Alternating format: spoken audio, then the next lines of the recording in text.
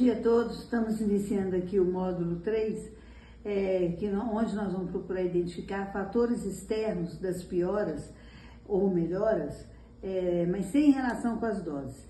No módulo 2 anterior, a gente viu também fatores externos às doses, mas eram fatores ligados, por exemplo, à interação entre medicamentos. Então, a dose que tinha sido prescrita, ela não tinha nada a ver com a piora e a melhora, mas depois que entrava dentro do organismo, aí ela sofria modificações por outros medicamentos que tinham sido tomados e tinham interagido com ele.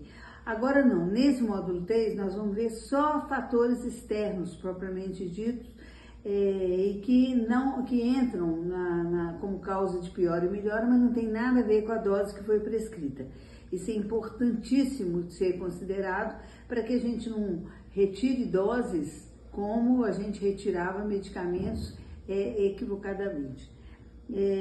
Nós estamos então relacionando alguns erros frequentes e são também chamados erros de confundimento e estão na planilha, no local onde vocês posteriormente vão ter um vídeo só sobre isso, explicando em que local da planilha Veredas estão sendo registrados esses fatores. Vamos falar nos erros frequentes do tratamento homeopático e alopático que agem como fatores externos das pioras. São também fatores de confundimento, como vimos na aula passada, só que aqui nós vamos dar ênfase aos fatores externos relacionados com a rotina da prática médica. Eu queria perguntar para vocês, alguém já reparou algum erro desses que eu vou falar para vocês na prática médica diária? São 5 categorias de erros frequentes no tratamento homeopático e alopático na prática médica diária. Erros no registro de dados, na prescrição, na execução da prescrição, na interpretação de dados, na reação ao medicamento. São esses. E vamos depois falar um pouquinho sobre cada um em separado. Vamos começar então agora nesse slide 3 a falar de como que são os erros no registro de dados. A falta de treinamento é um grande problema. Por isso, no módulo 5 desse curso, enviamos em vídeos de capacitação e orientamos que cada paciente envie um vídeo do seu pior momento e do seu melhor momento em cada consulta. Antes de começar cada consulta, tem que enviar para a secretária e ela vai fazendo o arquivamento desses vídeos em cada consulta. Isto vai ajudar muito na precisão das notas de 0 a 4 que os pacientes vão dar no aplicativo Veredas. Os vídeos eles devem vir com a legenda, nome, data, vídeo de melhor momento, nota de 0 a 4. E um outro vídeo também com nome, data, vídeo de pior momento e a nota de 0 a 4. Nesse slide 4, a gente vai falar sobre os importantes erros que devem ser evitados na prescrição. Porque o detalhamento do protocolo Veredas na receita é muito importante.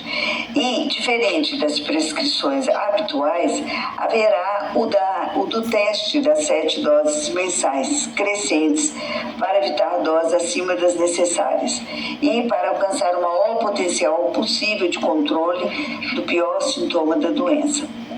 Como a prescrição envolve muitos detalhes, como veremos no próximo módulo, muita atenção deve ser dada à prescrição correta.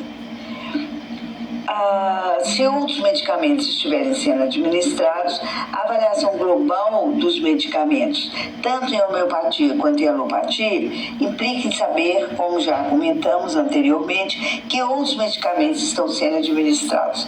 As pioras podem ser devidas a interações com outros medicamentos e não com o medicamento prescrito. Este módulo, ainda no 3, mas com slide 5, eu não vou ler agora, porque eu vou fazer uma gravação presencial filmada.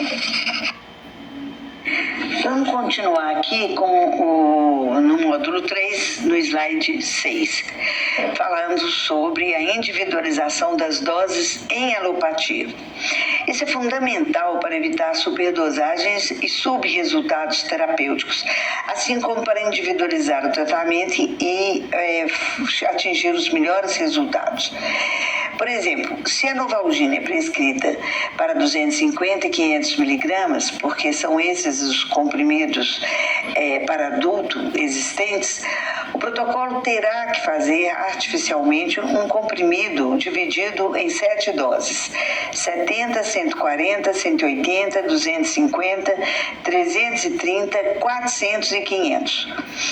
E mais depois em outras planilhas de teste, se forem exigidos quantidades maiores que 500. E como que isso ajuda? Bom, isso ajuda como ajuda em homeopatia, já foi demonstrado. Evita o erro de não se identificar 5% dos pacientes que vão precisar só de 70 miligramas de Novalgina, por exemplo, e que na prática diária ninguém faz isso, e ela pode dar, principalmente nos hipersensíveis, não só fenômenos alérgicos, Steven Johnson, como piorar a dor ao invés de melhorar se tiver com dose acima do normal. Felizmente, parece que no caso da Novalgina, 90% dos casos não pioram entre 250 e 500, mas ninguém vai saber qual paciente que vai entrar lá que vai piorar com 100 miligramas. No módulo 3, slide 7, falamos sobre a falta de reação ao medicamento. Alguns pacientes estão tão debilitados por várias comorbidades que não terão resposta a nenhum medicamento quase, ou então vão ter respostas insuficientes. A resposta vital diminuída é uma fina diferença entre a vida e a morte nesses pacientes. Tive experiências interessantes com vários pacientes graves, tanto nas 7 UPAs, quanto nos 5 anos que estive no Hospital João 23, atendendo agudos, apenas com homeopatia. Onde, então, um medicamento homeopático repertorizado conseguiu levantar as forças de vários pacientes para permitir um tempo maior de reação, e que é muito útil nos casos onde a doença era debilitante, não necessariamente mortal, e precisava de um tempo a mais para a resposta aos medicamentos. Ou então, quando ainda não se sabia dessa informação a respeito do paciente, se ele tinha ou não tinha, se era outro problema, etc. O carbo vegetáveis na CH6, se vocês olharem na matéria médica, ele é um medicamento que o efeito tóxico dele é piorar muito a debilidade. Ele causa também, quando está assim nas fases finais, grande debilidade respiratória e às vezes até cianose, não só devido a problemas pulmonares, como também devido a hipotensão generalizada. Quando ele é repetido, ele melhora o paciente aqui, sim, e aqui a gente, pela urgência, inicia dar o remédio na hora que o paciente chega. Ele está no seu do pior momento.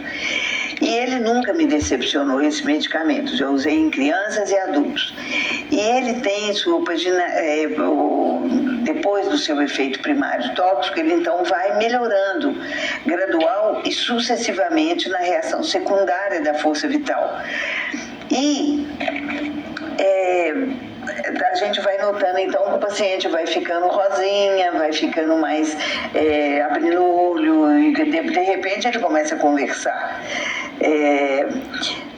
Seu uso em crianças está no meu livro Urgências Homeopáticas Hospitalares, que está na Amazon, referido também nos documentos de validação do protocolo que vocês vão ter acesso no módulo 6 desse curso.